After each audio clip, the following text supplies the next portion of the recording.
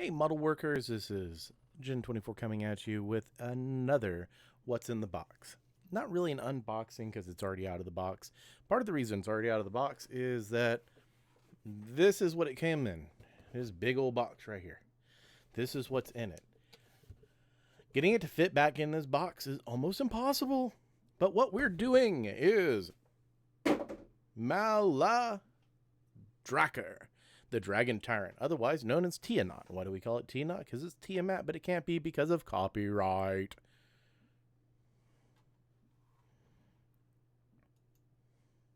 All right, so this is what you get in the box. This is, if you dump it out on the table, this is what you get. Now, y'all going to be having a little bit of a different angle. You're going to be seeing a little bit more. And the reason is this thing is so damn big that when I have my normal camera mount, you only see like what's hidden under the tail. You don't want to see what's hidden under the tail. So I decided to be cool and everything else. So I'm just going to go ahead and do a quick run through of what's in there. You get this piece. I need to go do some research because I'm sure it has some purpose, but honestly, it's not jumping out at me like, oh, that goes here. I probably should have looked that up before I started this. This is the second time I've done the video. I had a family emergency pop up, and the first time I did this video, I had like serious frame rate issues, and I am again, so I apologize. I'll try to shoot this just as a recording, but anyways, so this is what you get if it's too bad. The frame rate. But this is what you get in the box. This is the actual base, and it's cool because it has cutouts here, here, here, and they're all notched in a certain way. Like you can see that it has a notch. You can see that they're cut out different ways, so you know how everything matches up. Like when you pick up the body, which actually you want to start off with this leg right here. When you start off with this leg, you see it's cut out like this, so it goes into that hole. And this entire dragon is designed like this. It was actually really refreshing on how it was put together. So next thing you do, you put the body in. Of course, there's only 1 foothold left, and you slide it in like this, and then you put, this goes right here. Boom, and then boom. Now, I've actually put this thing together a few times now. Then the tail goes on here. Now, don't do the mistake I did. When I first got it, I was rushing, and I put the tail in and forgot about it. There is a notch cut out in the stone that the tail actually slots into like that, and if you don't put it in, the dragon will tip forward after you put it together. I was sitting there, I was like, wow, that's an oversight.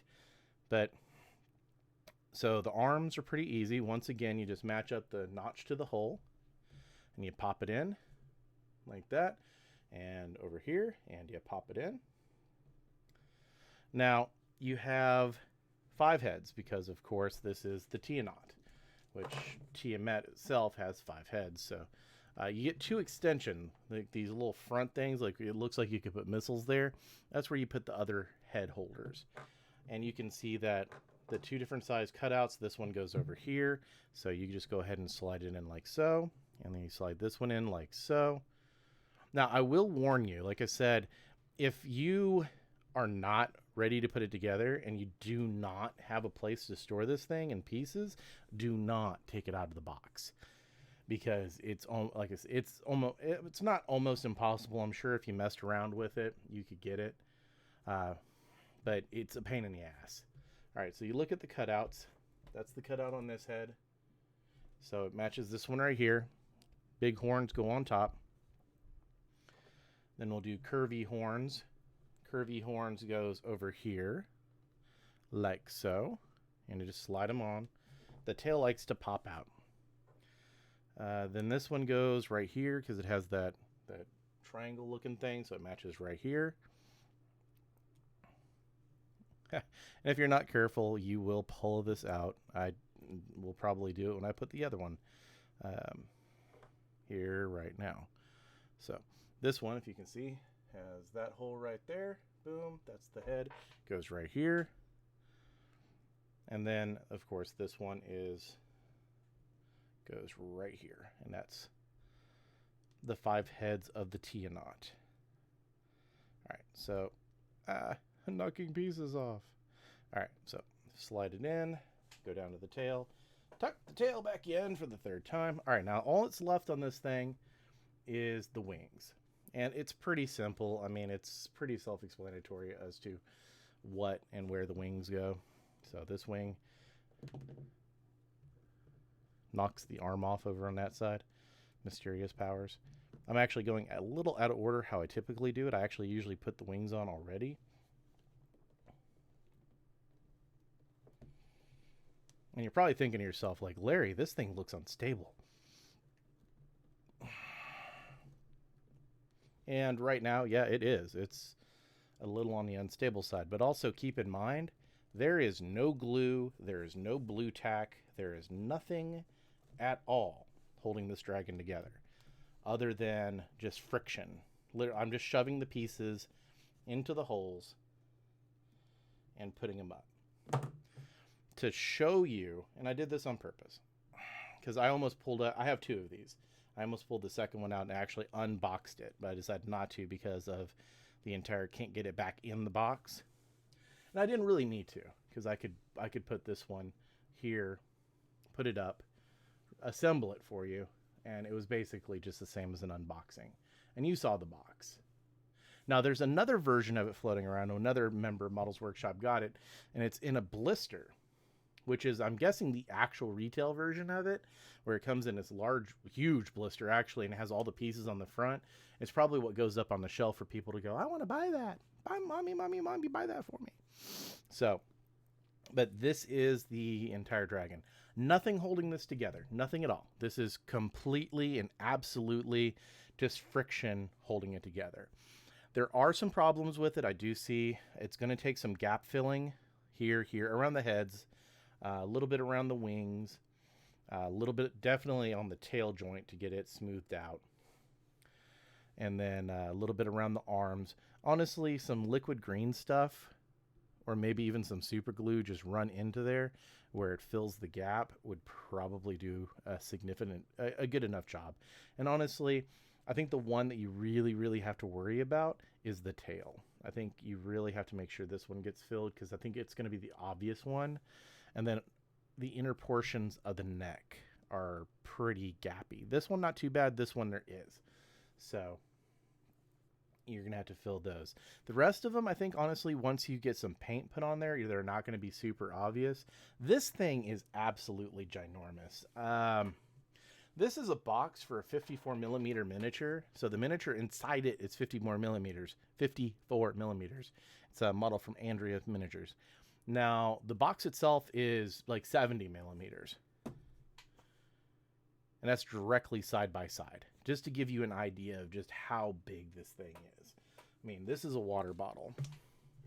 This thing is monstrous. I mean, it's huge. It's absolutely huge. Now, like I said, I apologize for the different angle, and you actually get to see behind my workshop a little bit. My painting desk is right there, so you get to see it. This is the unboxing desk that I'm working on, and eventually I'll end up having an overview. But as of right now, it's just yeah, this thing is just so big. I mean, and it's nice for a Bones model. I'm not a big fan of the Bones material, but honestly, I'm pretty happy with this one. I bought two of them. I do not feel like I was ripped off or it wasn't a good value. I think honestly for $60 for the Kickstarter, this thing was exceptional. I love it. And Bones 4 is supposed to be launching, I think, sometime this summer, maybe fall.